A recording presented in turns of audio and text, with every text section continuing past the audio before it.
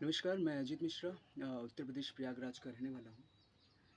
आज गुरुजी के माध्यम से मैं अपनी जन्म के उपरांत से अभी तक की कुछ घटनाएँ को कहानियों के माध्यम से आप सभी को बताना चाह रहा हूँ। जैसा कि मैंने बताया, मैं प्रयागराज उत्तर प्रदेश का रहने वाला हूँ। मेरा जन्म प्रयागराज में हुआ है और मेरे जन्म से ही एक कहानी मुझे याद आ रही है। मेरी माताजी का जब प्रसव पीड़ा हो रही थी, तो मेरे गाँव में उस वक़्त बहुत ही 1990-1991 की बात है। उस समय गाँव में अस्पताल नहीं हुआ करते थे। तो गाँव से दूर एक क्षेत्र था, जहाँ पे अस्पताल में मेरी माँ को ले जाया गया। ले जाने से पूर्व में जो घटनाएँ हुईं, मेरे जो दादाजी अ, पूजा पाठ करते हैं, मतलब थोड़े दूर के दादाजी लगेंगे रिलेशन में। तो वो पूजा पाठ कर रहे थे, तो जब उनको ऐसा सुनने में आया कि क्या कहते हैं, उनकी वाइफ़ का तबीयत ख़राब हो गया है और डिलीवरी होनी है, तो वो वहाँ से भागे। और हुआ क्या कि पूजा कर रहे थे और अधूरी अधूरी पूजा की है या फिर कुछ भी किया उन्होंने।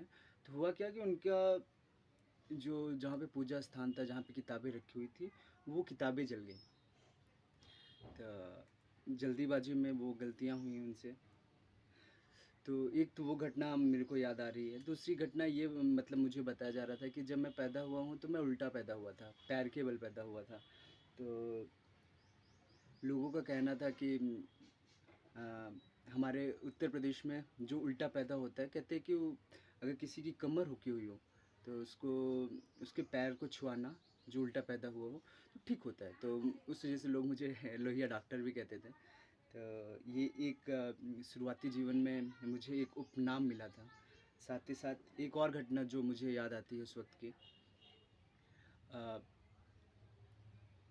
जब मैं पैदा हुआ, मेरा जन्म हुआ, उसके उपरांत जब हम लोग आ रहे थे, मेरी माँ घर को आ रही थी अस्पताल से, तो उस समय जो ट्रैक्टर होता है, ट्रैक्टर की ट्रॉली पे हम लोग बैठे हुए थे।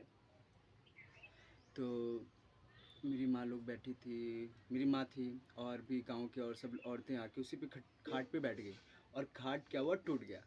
और टूटने की वजह से क्या हुआ कि जब नीचे गिर गया, हालाँकि मुझे कोई चोट नहीं, मेरी माँ को कोई चोट नहीं, तो लोग वो भी कहते हैं, मैं हमेशा कहता हूँ कि मेरा वज़न बहुत ज़्यादा था, इस वजह से वो खाट गिर गई या खाट टूट गई। तो एक कहानी मुझे ये याद आती है और ये सिलसिला जारी जारी रहेगा। मैं और भी कुछ कहानी आप सभी को बताने वाला हूँ।